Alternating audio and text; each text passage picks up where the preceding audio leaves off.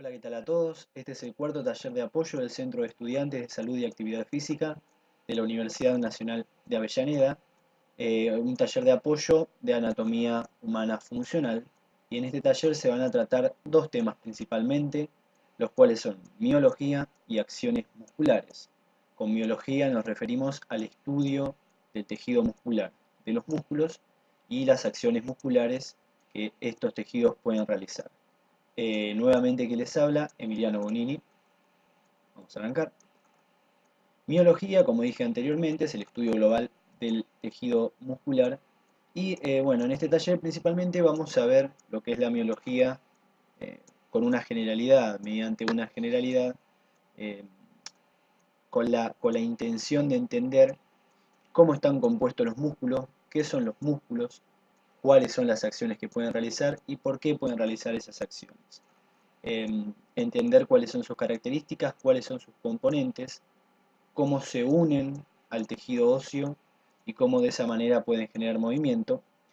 Y a partir de eso poder describirlos, poder ubicarlos, poder eh, explicar dónde se encuentran, cómo se insertan y cómo nombrar esas inserciones. Bueno, ¿qué es un músculo? Son formaciones anatómicas a base de tejido muscular. Son los órganos del sistema muscular. Son esas formaciones de tejido muscular que a nosotros permiten movernos.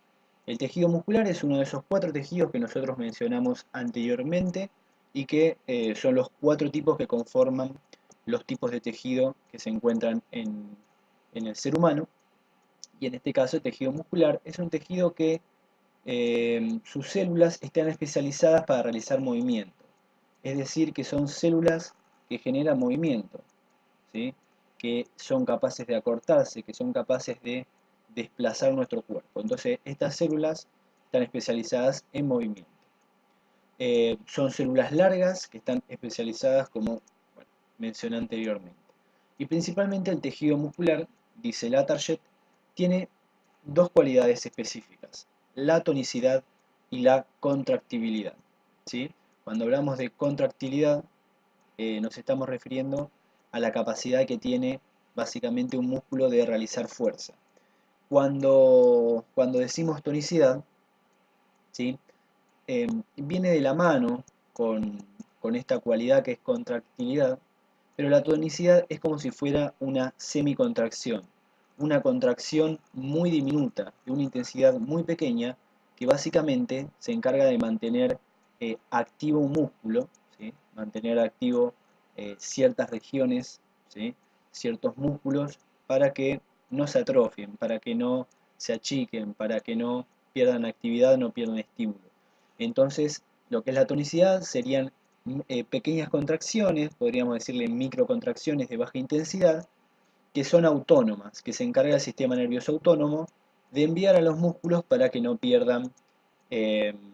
que no pierdan, digamos, el estímulo que le permite tener una cierta nutrición, una cierta actividad, un cierto tamaño de las células y demás. Entonces, es una pequeña contracción de baja intensidad en los que ciertos músculos poseen mayores características tónicas, ¿sí? Algunos músculos son más tónicos, es decir, que tienen estos pequeños estímulos más constantes, ¿sí? Los que los mantienen todo el tiempo activos, si bien a baja intensidad, pero todo el tiempo activos, como por ejemplo son los músculos profundos de la columna vertebral, eh, que tienen una alta tonicidad, es decir, que están todo el tiempo activados a baja intensidad, porque se los considera músculos antigravitatorios o músculos posturales, que permiten mantenernos a nosotros todo el tiempo, eh, nuestras curvas fisiológicas de la columna, nos permite mantenernos erguidos, sin realizar fuerza específicamente por nosotros mismos, sino que esa pequeña actividad nos permite a nosotros mantenernos en una posición erguida, parados constantemente, ¿sí? Sin que nos descompongamos en nuestra postura. Entonces hay ciertos músculos que presentan esta cualidad un poco más potenciada, es decir, que tienen un mayor estímulo tónico, son más tónicos que otros músculos porque principalmente son posturales o mantienen ciertas estructuras, ciertas piezas articulares en una posición que mantienen nuestra estática. Y por otro lado está la contractilidad, es decir, son capaces de contraerse. Cuando hablamos de contraerse, estamos hablando de una tendencia que tienen ciertas proteínas que están adentro del músculo a acortarse, a contraerse. Básicamente realizar fuerza. Esas serían las dos principales cualidades. Pequeñas microcontracciones o pequeños estímulos que permiten mantener la actividad del músculo para que no se atrofie, para que tenga una cierta actividad durante todo el día, que es la tonicidad, y la contractilidad, ¿no? Esa capacidad que tiene el músculo de generar movimiento, de generar fuerza. El músculo, bueno, sus células están formadas por miofilamentos, ¿sí? Pequeños filamentos dentro de la misma célula.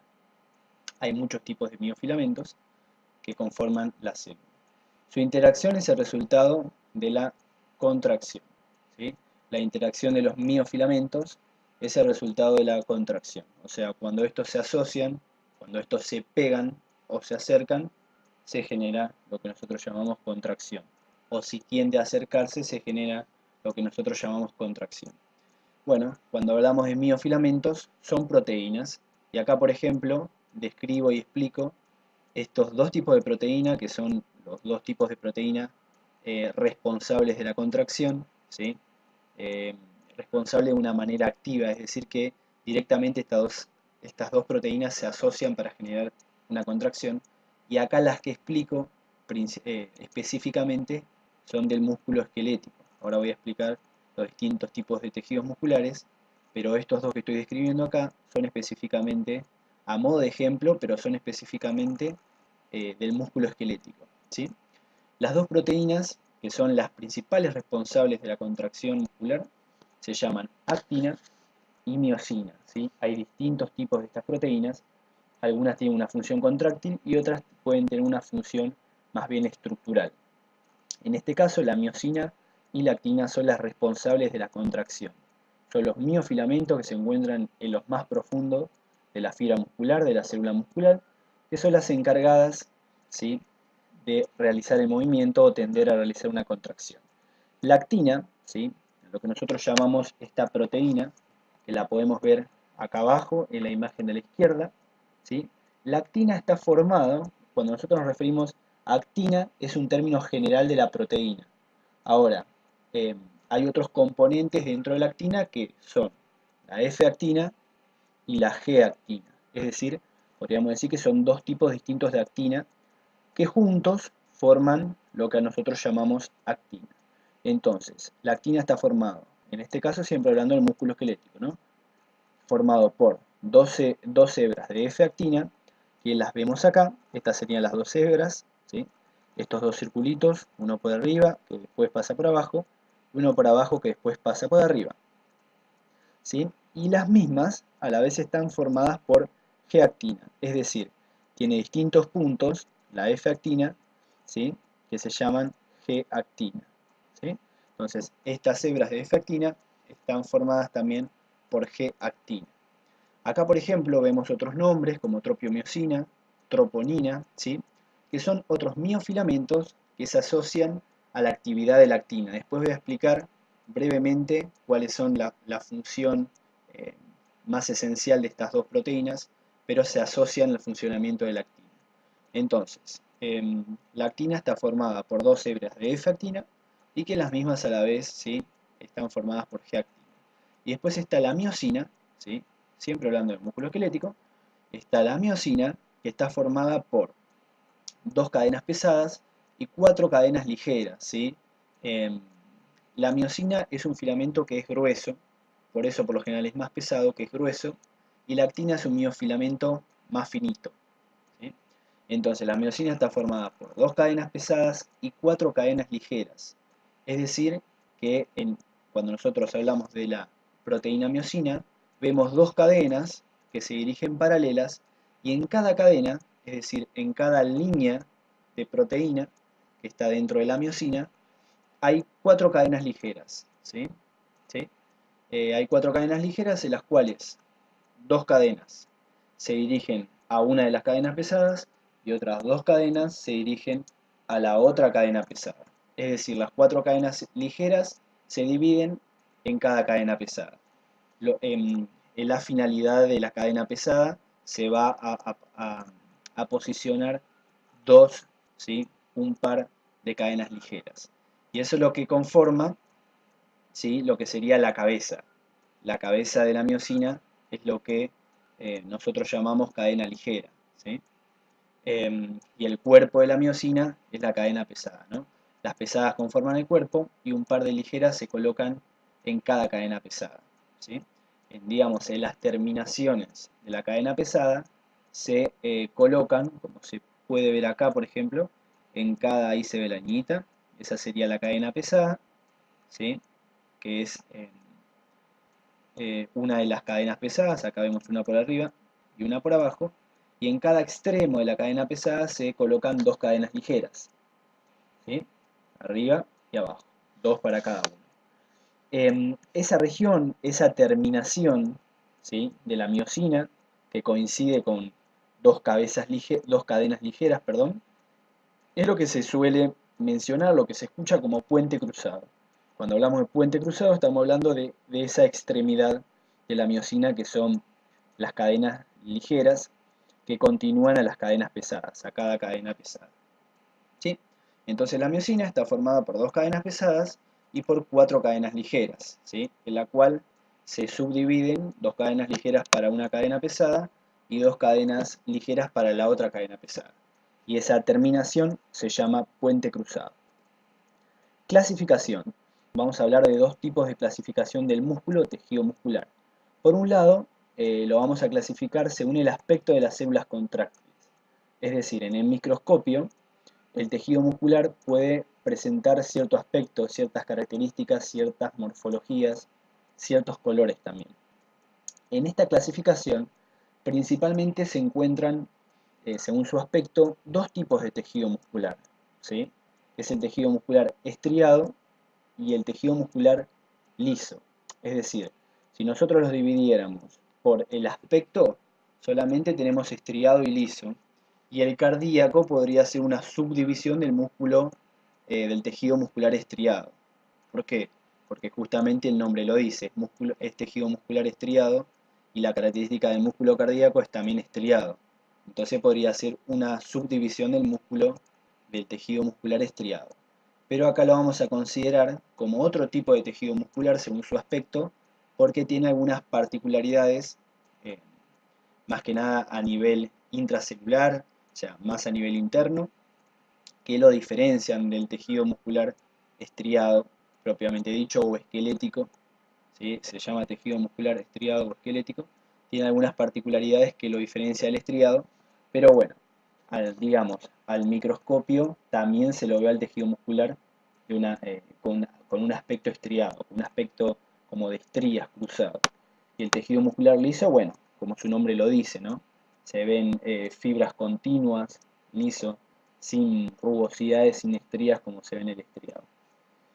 Y también está la clasificación según su forma, que esto lo voy a explicar ahora porque es bastante conciso. Y dividimos principalmente a los músculos en cuatro tipos de músculos. Músculos largos, cortos, anchos y anulares. Bueno, ya el nombre dice por qué se los subdivide con estos nombres. Los largos claramente son músculos alargados y suelen ser los músculos más superficiales de las extremidades principalmente. Si nosotros pensamos en las extremidades, los músculos más superficiales, por ejemplo, el tríceps, el bíceps, eh, nos, alguno de los músculos de los isquiosurales, semitendinoso, bíceps femoral, eh, son músculos largos, ¿sí? Y muchas veces los músculos largos son biarticulares, por lo general son biarticulares, es decir, que pasan por encima e inciden sobre dos articulaciones. Después están los músculos cortos, ¿sí? Que suele estar en articulaciones con poca amplitud, como por ejemplo la articulación del pulgar, eh, la masa, la masa de los músculos que están en, en la palma de la mano y que permiten el movimiento del pulgar, por ejemplo, son músculos cortos, ¿sí? Que se llama eminencia tenar, y del otro lado eminencia hipotenar, ¿sí? Ese conjunto de músculos se los llama músculos cortos. Músculos anchos son músculos aplanados, ¿sí? Que cubren una superficie bastante amplia, ¿no? Cubren una superficie mayor a lo que podría cubrir un músculo alargado. Y son aquellos que cubren grandes cavidades, como puede ser eh, la parrilla costal, posterior o anterior, ¿sí? Como puede ser la región del abdomen, ¿sí? Eh, por eso músculos como el pectoral mayor, el dorsal ancho, oblicuos, son anchos porque cubren grandes cavidades, cubren grandes superficies de nuestro cuerpo, grandes regiones de nuestro cuerpo. Y después están los músculos anulares, que son los músculos más bien circulares que cubren orificios, ¿no? Este se encuentra alrededor de un orificio, ya sea del ojo, ya sea esfínteres, ¿sí? Más que nada serían los músculos de los esfínteres. Bueno, entonces hay dos tipos de clasificación, según su aspecto: microscópico, estriado en formas de estrías, liso, ¿sí? Continuado, y el cardíaco, bueno, que sería, podemos considerarla como una subclasificación del estriado según este aspecto, pero tiene características histológicas particulares distintas al músculo estriado o esquelético.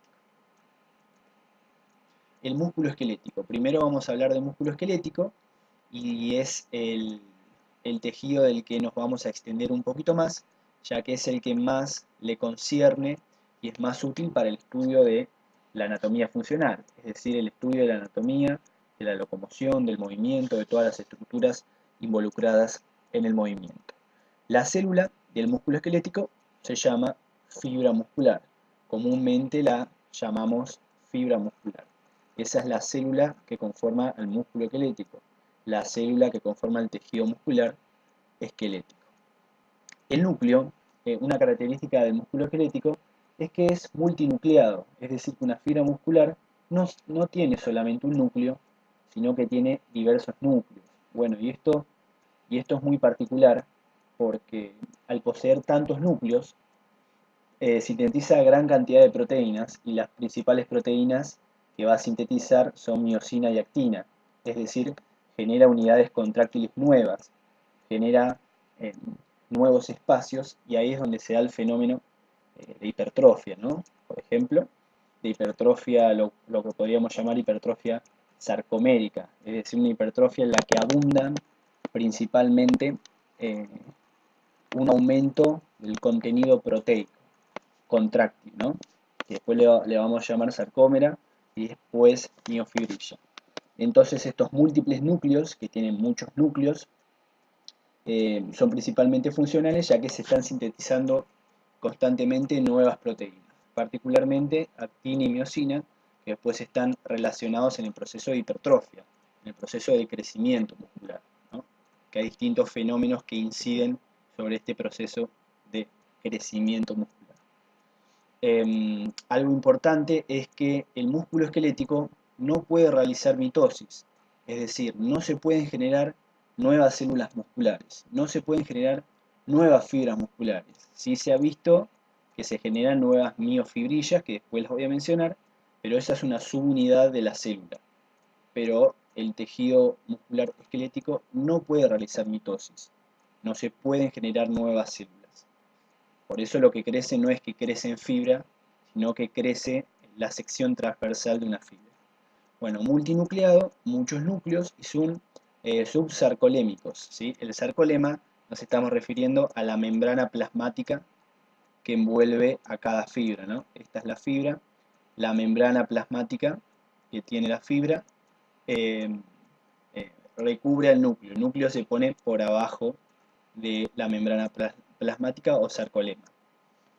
Bueno, después estas células, estas fibras musculares, a la vez contienen otros tipos de tejido, están contenidas por cierto tejido conjuntivo, ¿sí? Las fibras musculares están recubiertas por cierto tejido conjuntivo, y el conjunto de una cierta cantidad de fibras musculares también está recubierto por cierto tejido, que a eso lo llamamos fascículo, y al conjunto de distintos fascículos, es decir, al conjunto de muchísimas fibras musculares, también van a estar rodeadas por otro tejido conjuntivo, ¿sí?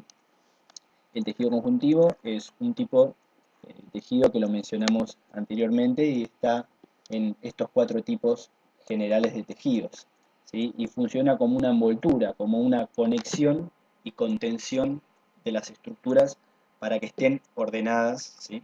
Y puedan funcionar eficientemente. Y acá encontramos 3 tipos de tejidos conjuntivos, ¿sí? Encontramos el epimicio, que es el que rodea el conjunto de fascículos, ¿sí?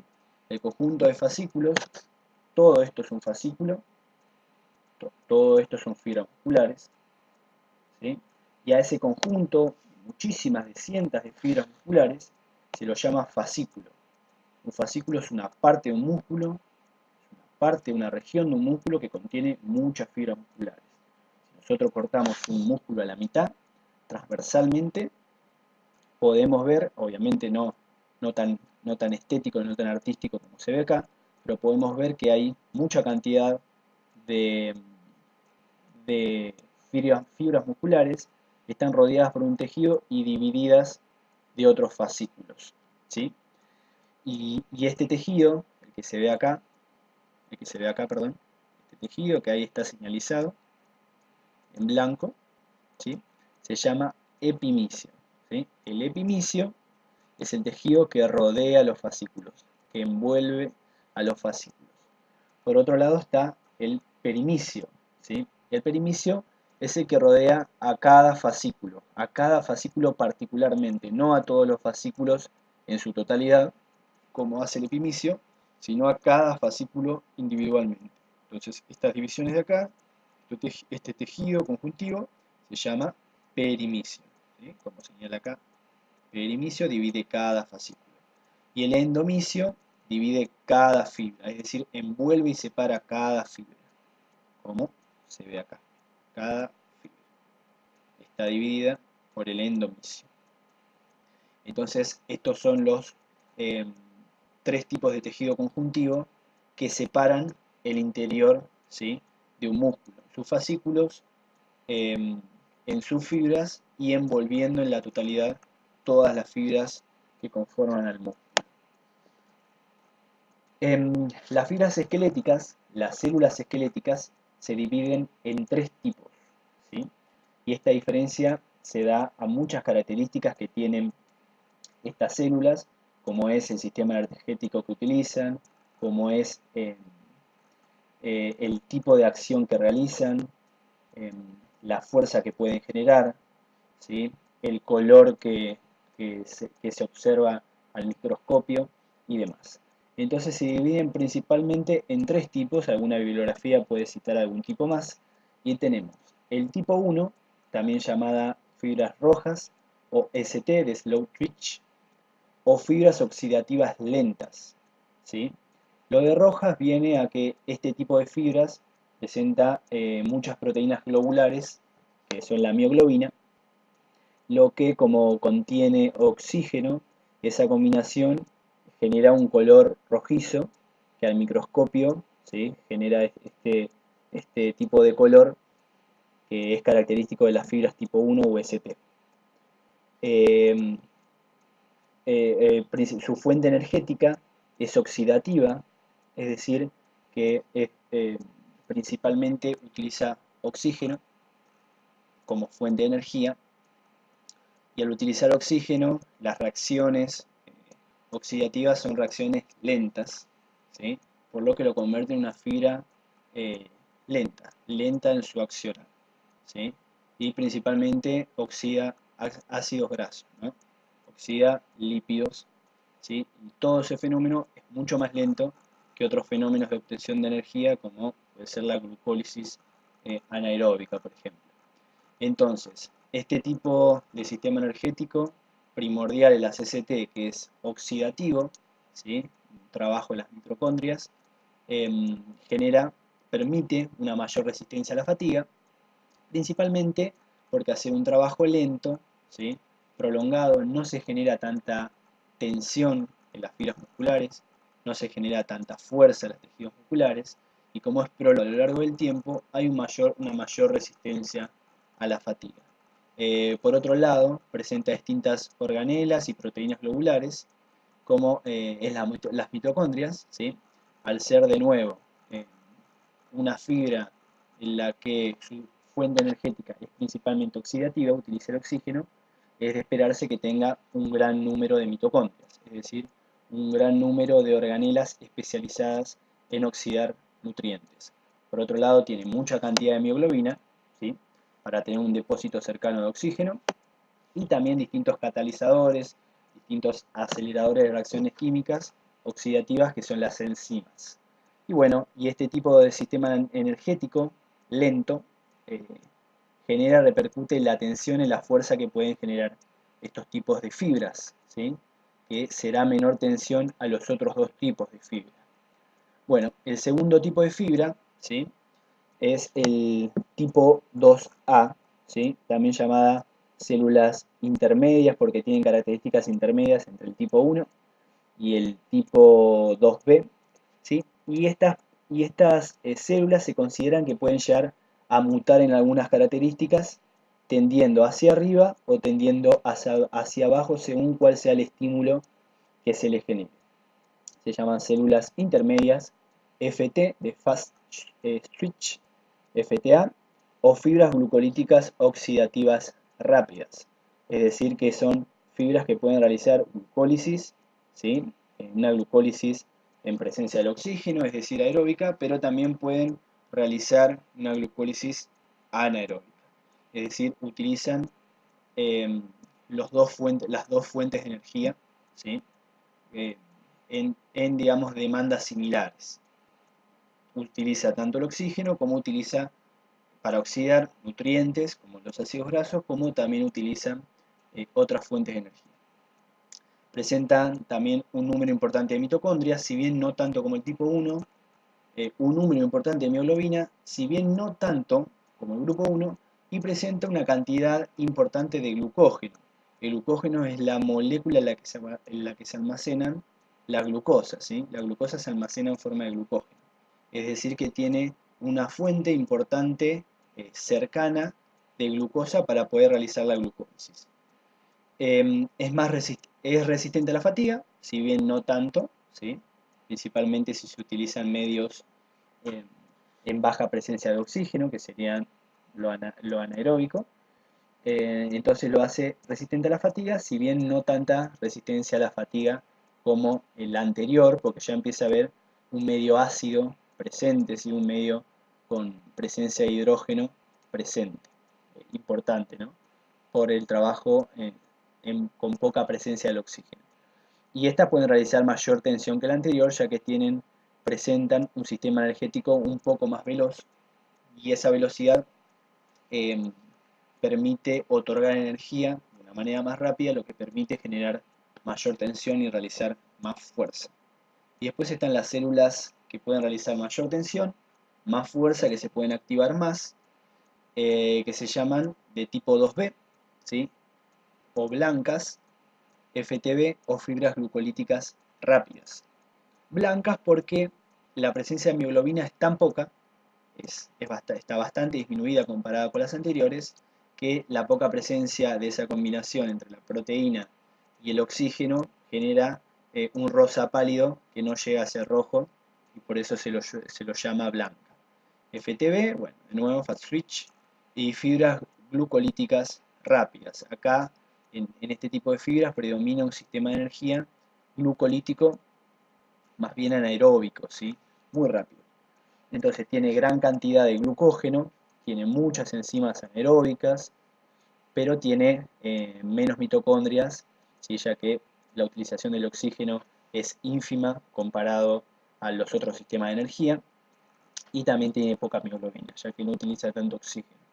La fatiga es temprana, ya que al utilizar un sistema glucolítico se acumula mayor cantidad de lactato, ¿sí?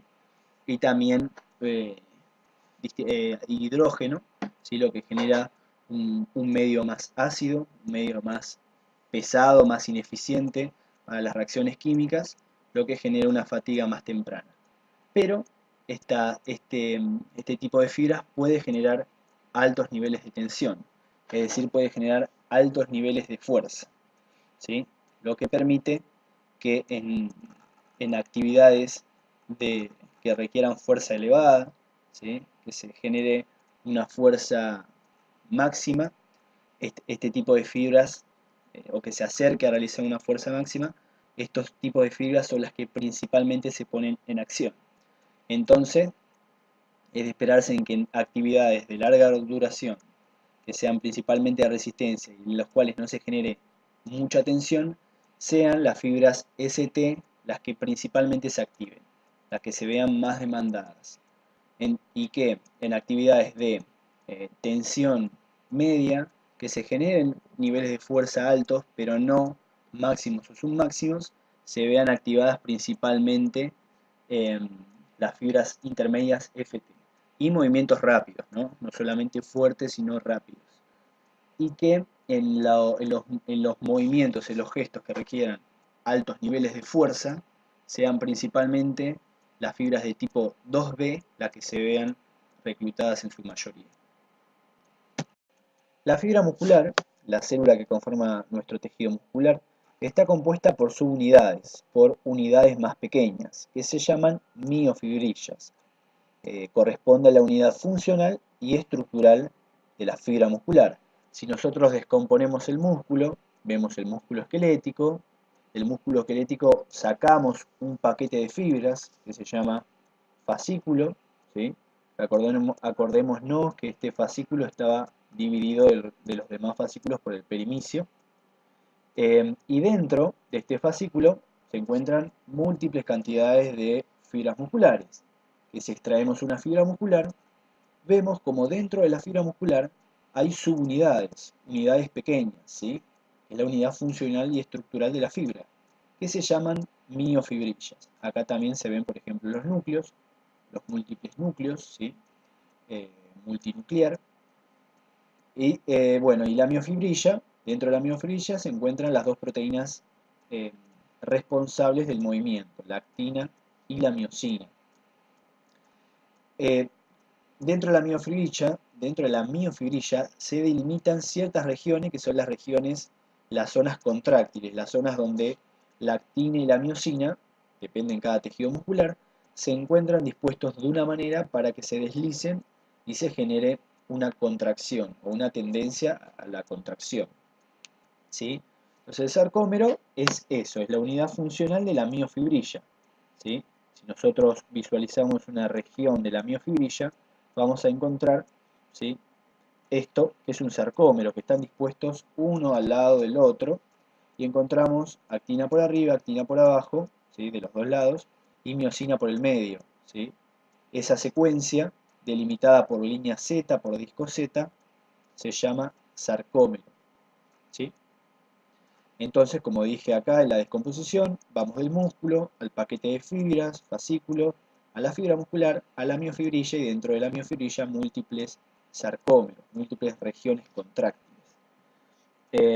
Las líneas Z o las líneas, cuando se visualiza microscópicamente, la miofibrilla se ven bandas de distintos colores, ¿sí? Esas bandas de distintos colores se visualizan así porque tienen ciertas características, ciertas proteínas que, que le dan ese color, ¿no? Que le dan ese color ante el teñido, ante la visualización en el microscopio. Y esa región donde hay distintas proteínas se llama línea Z y son las que delimitan esa región contráctil de actina y miosina en el medio. Hay otros tipos de líneas, que es la imagen que sigue, y que muestra bien y más detalladamente cómo es un sarcómero, cómo es esas distintas regiones contráctiles funcionales dentro de la miofibrilla. ¿Ves? ¿Ven? En esta imagen se puede ver el sarcómero mucho más detallado, con un nivel de dibujo mucho más preciso, y se puede ver acá en color verde la actina de ambos lados, ¿sí? Rodeado por la tropiomiosina, a la vez en el medio, ¿sí? Entre lo que sería una actina superior y una inferior, se encuentran las distintas cadenas pesadas y en las cabezas las dos ligeras de cada cadena pesada de miosina. A la vez se ven las líneas Z que están formadas por, bueno, como muestra acá, actina alfa, estas líneas Z tiene actinina alfa, ¿sí? Que son distintas proteínas, distintos miofilamentos también, que componen eh, esta región, ¿sí? Llamada sarcómero. Toda esta región se llama sarcómero. Y acá aparecen las bandas o las líneas también. Y aparece lo que se llama banda A. Y la banda A es todo el espacio. Esta división también se da por el color que se visualiza en el análisis por microscopio de un sarcómero. Entonces sería la banda A toda esa región, ¿sí? Que ocupa la longitud de la miosina. La banda H, ¿sí? Es el espacio dado entre las actinas. Es decir, esta fibra muscular está relajada y tiene esta disposición, este espacio, de manera relajada. En contracción excéntrica o concéntrica, principalmente concéntrica, esto se va a deslizar hacia adelante. La excéntrica va a intentar deslizarse hacia adelante, pero se va a terminar alejando. O en un estiramiento se va a terminar alejando. Bueno, la línea H es una línea, la línea M, perdón, es una línea subdivisoria del medio. Bueno, que se encuentran proteínas, bueno, estas son otros tipos de proteínas. Bueno, pero principalmente las proteínas acá fundamentales a mencionar son la actina, la miosina, ¿sí? La tropiomiosina, la troponina y la titina. La titina es una fibra que está relacionada también con la ganancia de amplitud de movimiento, con la ganancia de flexibilidad, que mantiene prácticamente a la miosina en una cierta posición, que la mantiene suspendida, agarrada de las líneas Z, de esas proteínas, lo mantiene unida, ¿sí? La mantiene en el medio de las actinas. Entonces esas son principalmente las distintas proteínas y los distintos componentes que tiene un sarcómero, ¿sí? La tropiomiosina es particular porque esta proteína tapa regiones que se llaman puntos activos, que son zonas donde después las cabezas, los puentes cruzados de la, de la miosina van a hacer contacto. Entonces, ¿qué sucede? Al estar la tropiomiosina tapando estos puntos activos de la actina, no permitiría, si estuvieran todo el tiempo ahí, no permitiría que se genere el deslizamiento, por tanto la contracción, y como consecuencia la tensión, la fuerza. Entonces la tropiomiosina está tapando esos puntos activos, ¿sí? Para que no suceda el deslizamiento. La tropiomiosina, encima, en ciertas regiones, tiene otra proteína que se llama troponina, y esa proteína tiene, entre otras cosas, receptores del calcio. Cuando se une al calcio, a la troponina, que a la vez la troponina está unida a la tropiomiosina, se genera una reacción por la cual la tropiomiosina se desplaza, se mueve de esos puntos activos. Por lo tanto, permite la contracción, permite el deslizamiento. Entonces acá el calcio es fundamental para permitir la contracción. Entonces, banda H, banda M, banda A. Banda H, banda M, banda A. ¿Sí? La principal disminuida, la que se ve disminuida, es principalmente la banda H durante la contracción. Porque lo que se desplaza es la actina, ¿sí? La longitud, las líneas H, ¿sí? Se acercan, ya que la miosina realiza el golpe, se llama el golpe, y desplaza las actinas, ¿sí? De arriba y de abajo, hacia interno, hacia el medio. Entonces esta banda H disminuye. El músculo cardíaco y el músculo liso tienen algunas características similares al esquelético, pero se diferencian, son distintos. Como dije anteriormente, en el estudio histológico y cuando se lo analiza por microscopio, al músculo cardíaco se lo puede considerar un músculo estriado, porque se lo ve con características similares en cuanto a la forma del esqueleto. Entonces, tiene la misma organización estriada, de los filamentos contráctiles del músculo esquelético. Es decir, como se dispone la actina y la miosina, es muy similar en el corazón que en el músculo esquelético. Tiene un único núcleo, ¿sí? Y el núcleo es central. El núcleo se encuentra en el medio, lo que sería la fibra muscular, o cerca, lo que sería el medio, el centro de la fibra muscular. Y encontramos tres tipos de músculo, ¿sí? El músculo cardíaco, que el corazón en gran medida, o podemos decir que es un músculo, porque principalmente está compuesto por tejido muscular, se lo llama miocardio, ¿sí? El músculo, el tejido muscular, se lo llama miocardio.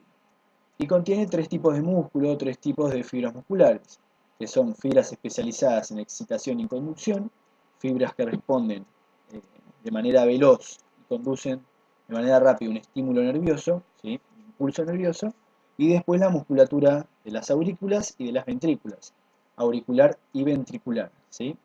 Y este tejido muscular es muy similar en la contracción a la contracción del músculo esquelético. Bueno, acá hay una pequeña imagen que sintetiza un poco la forma, ¿sí? Los distintos componentes que tiene la fibra muscular, perdón, el músculo cardíaco, ¿sí? Acá, por ejemplo, se ve el núcleo en el medio, el sarcolema, la membrana plasmática, entre otros, la mitocondria. Bueno, acá se ven las líneas M, ¿sí? Acá se ven las subdivisiones, ¿sí? Acá se ve una sarcómera. Entre esta esquinita y esta esquinita, entre estos discos Z, se ve la sarcómera. Entonces, ahí está, ahí dice, línea Z. La banda H, ¿sí? La distancia, la línea M, bueno. Y algo que faltó es que el sistema energético principalmente que utiliza el músculo cardíaco son los ácidos grasos, ¿sí? Entonces se espera una contracción no muy rápida, no muy veloz del músculo, sino más rítmica, más paulatina, más constante. Si bien obviamente la frecuencia de la contracción varía según las demandas, el gasto cardíaco que se esté realizando. Bueno, el músculo liso tiene una disposición física, una disposición interna de la actina y la miosina distinta. Tiene una composición, una formación, una disposición distinta del sarcómero. Se ven ordenados de manera distinta. En el músculo esquelético se encontraba una actina superior, una actina inferior y la miosina entre medio. Acá vemos un filamento muy grueso de miosina y múltiples fibras, ¿sí? Múltiples miofilamentos de actina a su alrededor. Y acá una división que no es la línea Z como correspondía, ¿sí? Los discos Z como correspondía en el músculo esquelético. Entonces esa eso es una diferencia bastante clara entre el músculo esquelético y el músculo liso. La posición diferenciada de la actina y la miosina, lo que hace que las fibras de actina, ¿sí? La longitud de cada sarcómero sea más larga. Por lo tanto, al ser más larga, al haber más distancia, la contracción es más lenta. Es decir, hay mucha longitud porque las contracciones son más lentas, son más pausadas, no son tan rápidas como pueden ser en el músculo esquelético. El núcleo del músculo liso es central, similar a como es el músculo cardíaco. Está, y es único, y está más hacia el centro, siempre tendiendo a llegar al centro de la célula. Es un tejido especializado para la contracción lenta y prolongada y en parte, como dije, se debe a la gran longitud de las fibras y es un tipo de contracción que no es específicamente su función generar un movimiento, un desplazamiento articular, sino más bien realizar una contracción lenta y constante, por eso se encuentra tapizando paredes de órganos, paredes de vasos sanguíneos, que requieren una contracción y un movimiento no muy brusco, pero constante para su funcionamiento. Entonces es el músculo que tapiza distintos órganos y los vasos sanguíneos también. Y hay dos tipos de músculo liso, el multiunitario, que son fibras individuales, separadas, como pueden ser las fibras de los cilios, que erectan los cilios, que tienen una contracción independiente, es decir, no dependen de otras fibras y si se contraen no necesariamente se tiene que contraer el resto. Y después está el tipo de músculo liso, que se llama unitario, ¿sí? Que son fibras con contracción simultánea, es decir, es un grupo de fibras que se contraen de manera simultánea. Y el músculo liso demanda menos energía que el músculo esquelético, obviamente, porque no se requiere tanta fuente de energía constante, ya que los movimientos que realiza el músculo liso no son de tanta intensidad y son más bien constantes, pero no eh, con una demanda inmediata grande. Eh, una diferencia con el músculo esquelético y el músculo liso es que se da una ley en el músculo esquelético que se llama la ley del todo nada. Las fibras musculares están inervadas por una motoneurona, es decir, por un nervio, por una fibra de neurona que no solamente inerva una fibra, sino que inerva una cierta cantidad de fibras, inerva mucho, y todas esas fibras que están inervadas por la misma motoneurona se tienen que contraer, ¿sí? Sí o sí, porque están expuestas al impulso nervioso que viene de esa neurona. Por eso ley de todo o nada, o se contrae una fibra y se contraen todas, o no se contrae ninguna, porque están inervadas por la misma motoneurona. Bueno, esto es justamente lo que no sucede en las fibras separadas que tienen una contracción independiente, algo que no sucede individualmente en el músculo esquelético. Inserción muscular, la unión del músculo, ¿sí?, por su extremo al hueso. El punto de inserción hace referencia a la superficie, a la región donde se fija el extremo del músculo, donde el músculo termina, por lo general en forma de tendón, y se une a esta superficie ósea. El modo de unión por lo general es a través de un tendón, pero otras veces, como en músculos anchos, puede suceder a través de una aponeurosis y también por medios carnosos, pero por lo general es mediante un tendón. Y el tendón es una estructura fibrosa que es casi inextensible. Su longitud no varía durante la contracción, durante el estiramiento es muy poquito la longitud que puede variar el tendón, ¿sí? Y este representa a una continuación del tejido conjuntivo que divide las fibras musculares. Como dijimos anteriormente, las fibras musculares están separadas por su tejido conjuntivo, ¿sí? Que si nos referimos al que divide fibra por fibra, nos estamos refiriendo al endomisio. Y su continuación, la continuación de estos tejidos conjuntivos que envuelven las fibras, terminan en una estructura fibrosa, casi inextensible, que es el tendón. Em, y el tendón, ¿sí?, está justamente, comienza en esta finalización del tejido carnoso, el tejido muscular, y que allí también es donde termina la fascia o la aponeurosis. La fascia y la aponeurosis es el tejido conjuntivo que envuelve al músculo, que compacta el músculo. El tendón también tiene su tejido conjuntivo que lo envuelve, que tiene otro nombre, ¿sí?, que no es la fascia. La fascia termina en la región muscular y después el tendón tiene su propio tejido conjuntivo que lo envuelve. Después aparecen dos conceptos, que es inserción de origen terminal y punto fijo y punto móvil. Cuando hablamos de inserción de origen y terminal, con origen se suele referir a la inserción que es más proximal, más cerca del tronco, y con terminal a la que es más distal, más alejada del tronco o de la línea media. No es porque particularmente justo se origina ahí, sino es porque es más proximal. Y después está el concepto de punto fijo y punto móvil, que ahora lo voy a explicar. Y también está el concepto de ángulo de inserción. Y la idea del ángulo de inserción es entender que cuanto más perpendicular sea el ángulo de inserción, más potencia se podrá realizar y con más facilidad se podrá realizar el movimiento, ¿sí?, bajo menos resistencia, digamos. Es decir, que cuanto más perpendicular sea el ángulo que se forma entre la inserción del tendón y la superficie ósea, ¿sí?, cuanto más perpendicular sea, cuanto más se acerca a los 90 grados, más potencia se podrá realizar.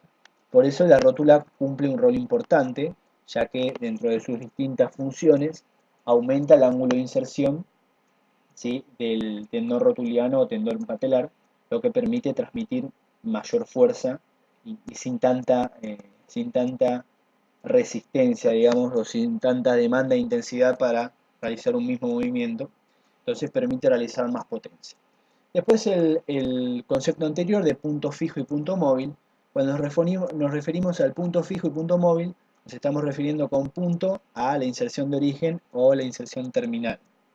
Cuando a un punto le decimos fijo, estamos diciendo que esa región donde se inserta, ¿sí?, no debería presentar movimiento, ¿sí?, o no tiene un desplazamiento considerable, y con punto móvil nos referimos a esa inserción en donde hay un desplazamiento. Entonces el punto fijo sirve como un punto de apoyo, como un punto de estabilidad, para que el punto móvil, ¿sí?, para que la región donde se encuentra el punto móvil sea una región de movilidad. Esto no significa que en la región del punto móvil solamente haya contracción y en el fijo no, sino que una región del músculo se va a apoyar, se va a estabilizar y la otra se va a movilizar para poder facilitar el movimiento claramente. Pero el músculo se contrae, ¿sí?, en toda su extensión. Si ven, hay asimetría en las contracciones de las fibras, pero no significa que en el punto móvil solamente haya contracción. No es así. Entonces, por ejemplo, si yo pienso en, no sé, en el braquial anterior, por ejemplo, en un músculo que está por abajo del bíceps, si yo hago un curl, si yo flexiono mi codo, ¿sí?, el punto fijo va a estar sobre el húmero, porque va a ser mi punto de apoyo. Y mi punto móvil va a estar sobre el cúbito, sobre la inserción que está en el antebrazo. Entonces se va a levantar mi antebrazo y se va a flexionar sobre mi brazo.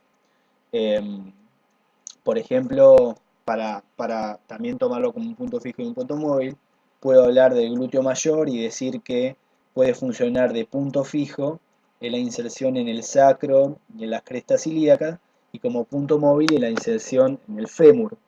Entonces esto me permite que en el punto fijo, en la pelvis, digamos, sirva de apoyo, y el punto móvil sea en el fémur y se estire, ¿sí? Como también puedo decir que sirve este mismo músculo en la inserción terminal como punto fijo, es decir, que puede servir como punto fijo en el fémur, ya que se queda rígida, ya que sirve de punto de apoyo en esa región, sin que haya desplazamiento considerable del fémur, y la pelvis se va a mover con la acción del glúteo.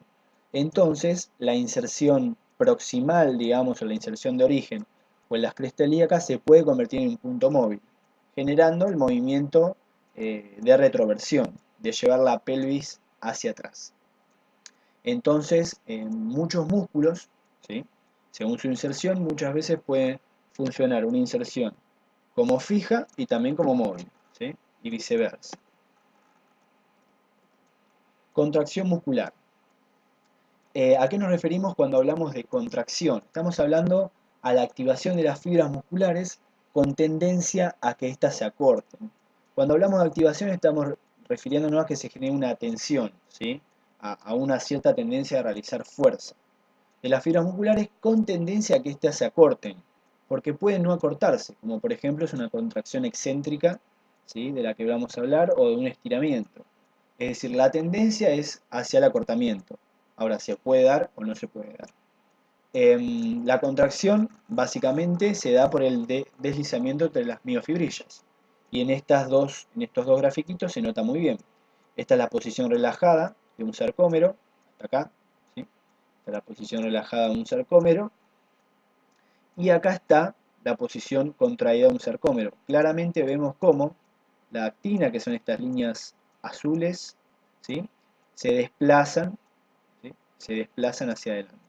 Acá se achica la línea H, ¿sí?, que era la distancia que había entre las moléculas de actina, ¿sí?, se achica la línea H y se acerca los filamentos de actina, ¿sí?, hacia el medio, se acorta ese sarcómero.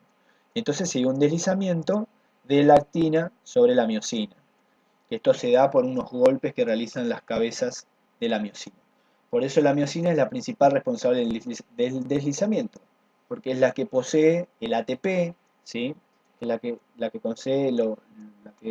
posee los enlaces de alta energía que permiten realizar golpes simultáneamente los distintos puntos activos de la miosina por arriba y por abajo, generando un desplazamiento hacia el centro del sarcómero, ¿sí?, disminuyendo la línea H, y así permitiendo que se genere una contracción. Entonces, la miosina es la principal responsable del deslizamiento. Después hay distintos tipos de contracción.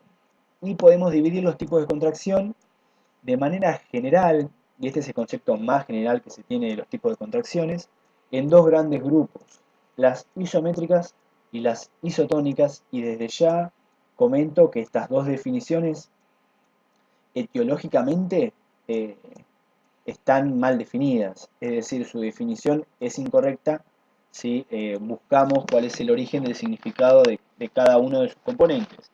Con iso nos referimos a igual, con métrica medida, y con iso nos referimos a igual, y con tónica, tonicidad. Las contracciones isométricas, este grupo de contracciones isométricas, es un tipo de contracciones donde no se da un movimiento apreciable, es decir, a simple vista tal vez no se nota una disminución, eh, una disminución o un acortamiento o un estiramiento, si bien lo hay. Por eso, a ver, microscópicamente a nivel del sarcómero lo hay. Por eso, el nombre más apropiado para este tipo de contracciones debería ser estática, porque no hay algo isométrico, no hay algo de la misma medida, porque en realidad hay una disminución, hay un acortamiento. Isotónico, ¿sí? misma tensión. Es imposible que durante una contracción, sea cual sea, se mantenga durante todo el rango articular del movimiento la misma tensión, ya que el brazo de palanca aumenta, ya que el ángulo de inserción aumenta, hay muchísimas variables que determinan que no haya la misma tensión en el músculo durante el movimiento. Entonces, isotónico también, en cuanto al origen de su definición, sería incorrecto. Sin embargo, se lo va a seguir usando siempre estas mismas definiciones. Y la isotónica, estamos hablando de un tipo de contracción en la que hay un movimiento, ¿sí?, apreciable, un rango articular, un desplazamiento de rango articular apreciable. Y se subdividen en dos grupos: concéntrico, es decir, donde hay un acortamiento, mejor dicho, que un acortamiento hace referencia al tipo de contracción en el cual se vence una resistencia en contra de la gravedad. Se logra, ¿sí?, vencer una resistencia en contra de la gravedad.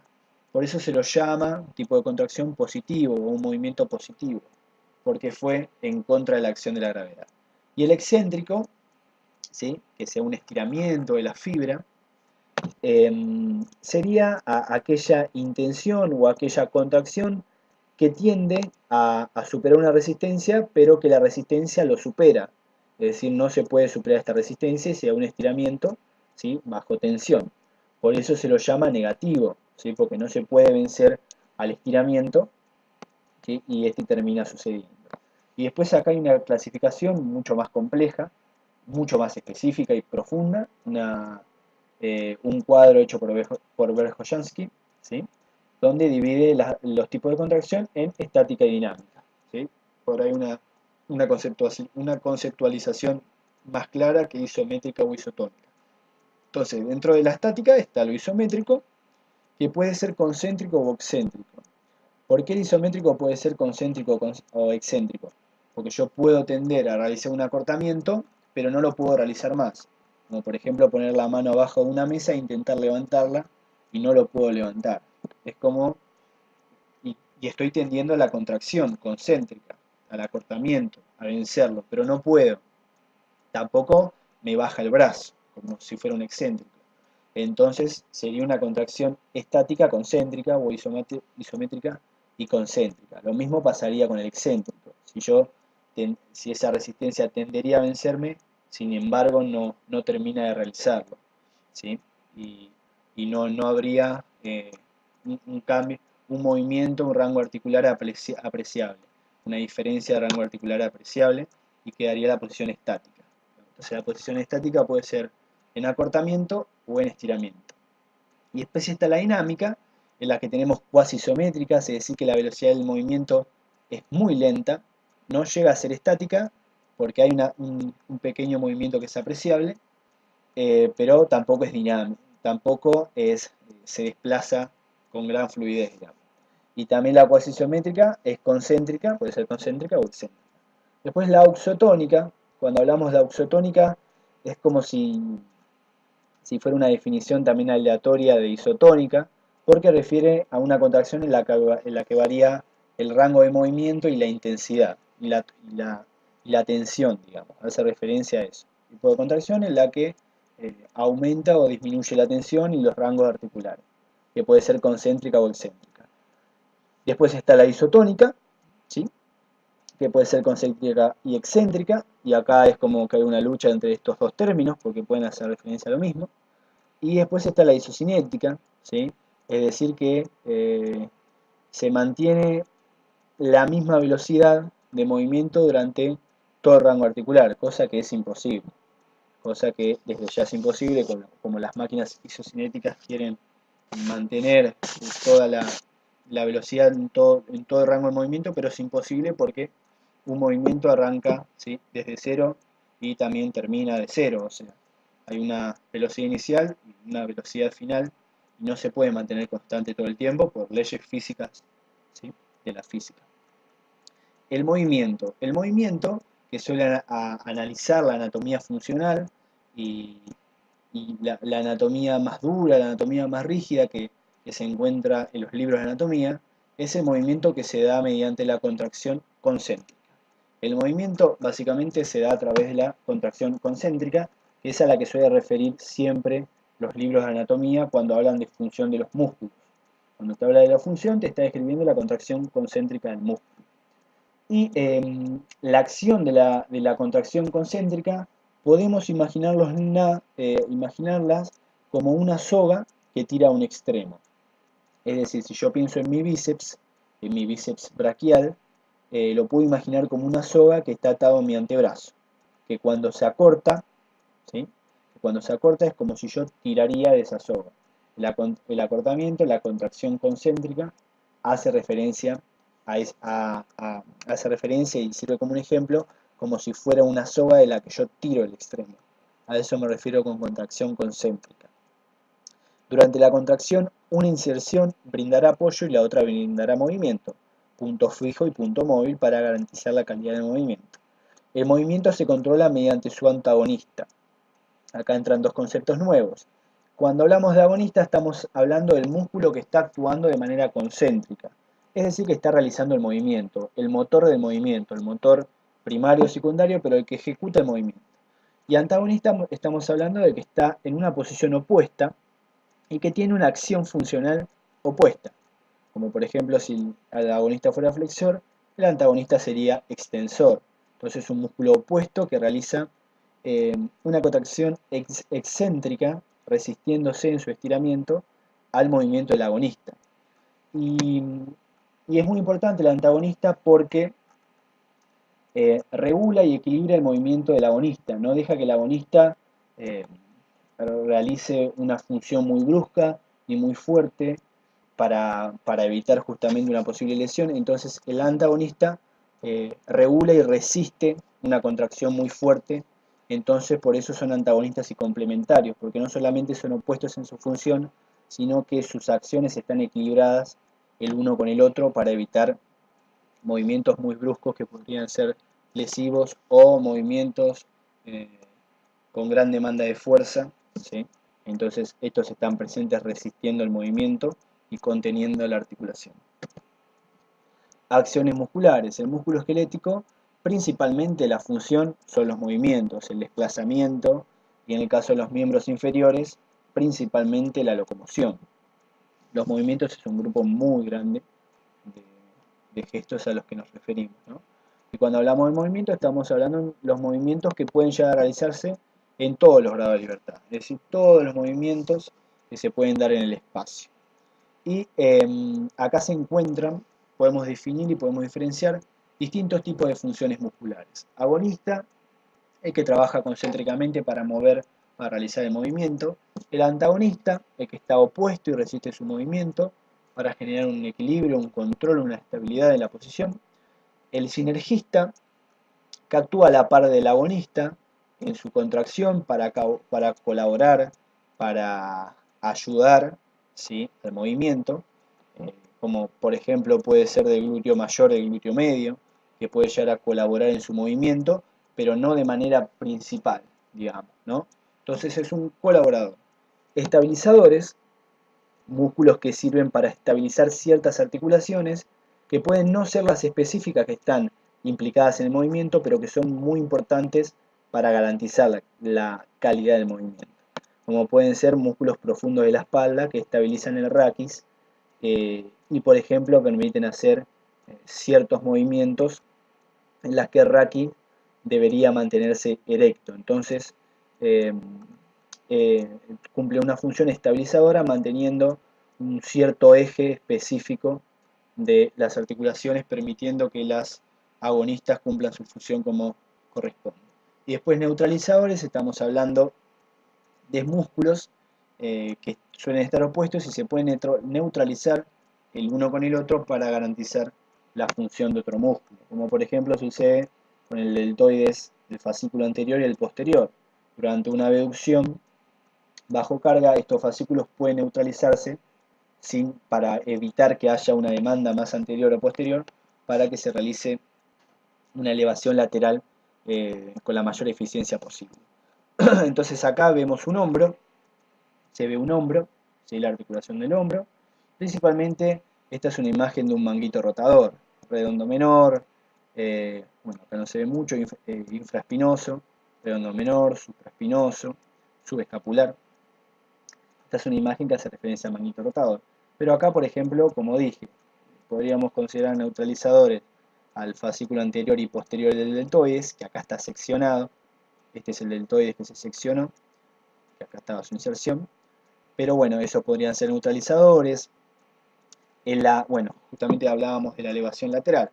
En la elevación lateral, como agonista primario, puede estar el deltoides, como secundario puede estar el supraespinoso, como sinergista puede haber algún fascículo del infraespinoso, como estabilizadores todos los músculos del manguito rotador, que mantienen pegada la articulación en su posición, que mantienen pegada la cabeza del húmero en la escápula, ¿sí?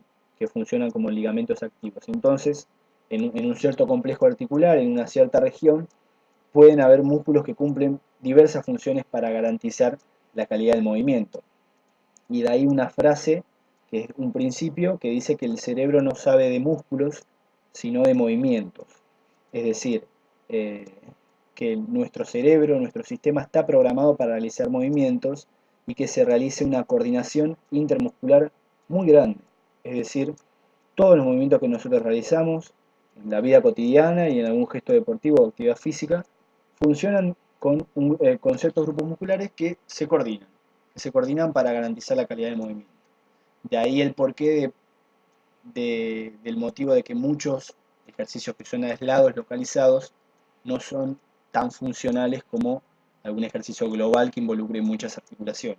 Porque justamente no sucede estas funciones, ¿sí? No suceden muchas de estas funciones durante los ejercicios aislados. No es que no sean útiles, pero no tienen una funcionalidad tan importante como podría tener un movimiento, un ejercicio global. Porque el global pone en juego todas estas funciones y su coordinación, ¿no? Muy presente en la mayoría de las actividades físicas. Descripción. Cuando hablamos de un músculo, ¿sí? Y de su descripción, se hace hincapié en distintas cuestiones, principalmente en qué tipo de músculo es, corto, largo, ancho, ¿sí? O circular, la ubicación, en dónde se encuentra, en qué sitio, ¿sí? En qué región de los accidentes óseos, por eso es importante saber si los accidentes óseos, en qué región se inserta proximalmente y en qué región de un hueso se inserta distalmente. ¿Sí? Y bueno, y para la descripción se utilizan términos de relación, puede ser anteroposterior, medial hacia anterior, es decir, son términos de relación que te permiten visualizar en dónde se encuentra insertado ese tendón, ¿sí? Ese músculo. Y después hay términos de fracción, cuando hablamos por ejemplo de la clavícula podemos hablar de 1/3 de la clavícula, de 2/3 de la clavícula, es decir, de una cierta longitud, imaginarnos en qué sitio de esa clavícula se encontraría esta inserción. Y después está la función, y cuando hablamos de la función, siempre nos referimos, cuando solemos hablar, de la función concéntrica, la que realiza movimiento. Pero como dijimos anteriormente, el músculo tiene muchísimas formas de actuar. No solamente actúa concéntricamente, sino que actúa excéntricamente, que también es importantísimo, por ejemplo, en la desaceleración de los movimientos, ¿sí? Que es fundamental y actúa complementariamente con la contracción concéntrica. Pero bueno, por lo general en la descripción de los movimientos siempre se hace mención a la función concéntrica. Bueno, acá un ejemplo descriptivo, ¿sí? De la descripción de la inserción de la ubicación del pectoral mayor. Decimos que es un músculo ancho y que está dividido en 3 fascículos. ¿Por qué 3 fascículos? Porque son regiones que están diferenciadas dentro del complejo muscular por su función y por su dirección. Y encontramos 3 fascículos: el clavicular, este superior que encontramos acá, que se inserta en la clavícula; el externo condrocostal, que se inserta en el tendón, acá en la región de la articulación esternocostal, en los cartílagos costales y en las costillas; y una porción abdominal, un fascículo abdominal que se inserta en la aponeurosis abdominal. La inserción superior, entonces acá es donde yo hablaba de fracciones: 2/3 mediales del borde anterior de la clavícula y parte superior. Si nosotros vemos toda la clavícula y la dividiríamos, ¿sí? Acá habla de 2/3, o sea, en 3 partes: 1, 2 y 3, ¿sí? 1, 2 y esta 3. Entonces nos queda que 2/3 serían más o menos acá. Y mediales porque esto me indica que es hacia el interior, hacia mi línea media, hacia el interno. Entonces son los 2/3 mediales, ¿sí?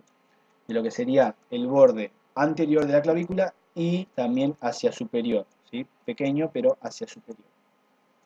Después, región media del esternón y primeras 7 costillas.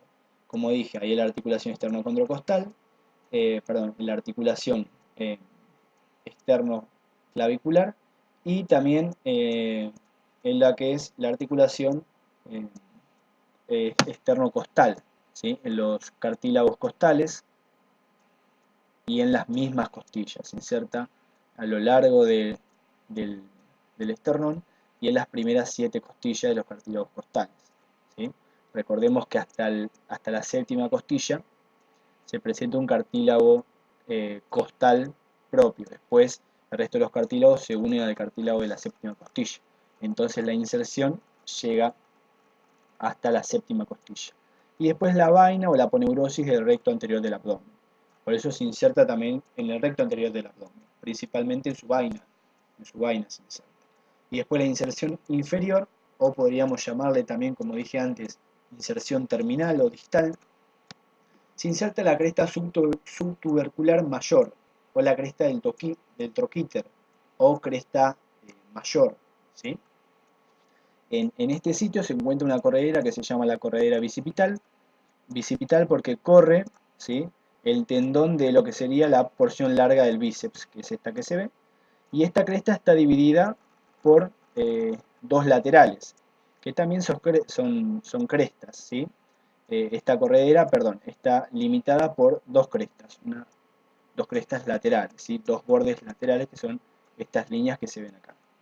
Una línea externa y una línea interna. Esta región es la región del troquíter, esta región es la región del troquín, o tubérculo menor y tubérculo mayor. Entonces, cuando yo hablo de cresta subtubercular mayor, me estoy refiriendo a la cresta, ¿sí?, el borde lateral de la corredera bicipital, que está por abajo del tubérculo mayor, o sea, del troquíter, cresta del troquíter. Esta cresta que viene por abajo del troquíter, que es el borde lateral de la corredera bicipital. Y esta sería la cresta subtubercular menor o cresta del troquín.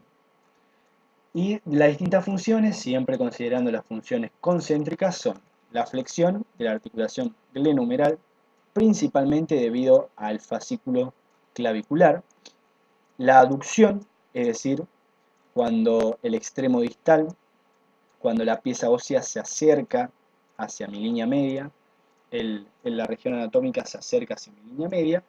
En general todo el músculo actúa en función de esto. La rotación interna, la articulación rota sobre su propio eje, sobre el eje longitudinal. Y bueno, y también sucede que puede participar de la extensión cuando el brazo supera los 90 grados, sube en flexión, el fascículo inferior, el fascículo abdominal, ¿sí? Se pone en tensión. Imaginemos que el húmero sube en flexión, sube y sigue para acá arriba. Se pone en tensión este fascículo abdominal y puede colaborar en la extensión, ¿sí? La extensión relativa de la articulación glenohumeral o en el regreso del húmero a lo que sería la posición anatómica. Bueno, esto sería todo por este cuarto taller. Lo fundamental, considero yo, es entender principalmente cuáles son los componentes del tejido muscular, cuáles son los componentes contráctiles del tejido muscular, cómo se señaliza la ubicación, cuáles son los tipos de inserción del músculo, y con ese contenido general y global poder agarrar una bibliografía más compleja y entender a qué se refiere cuando nos describen las distintas posiciones de sus inserciones.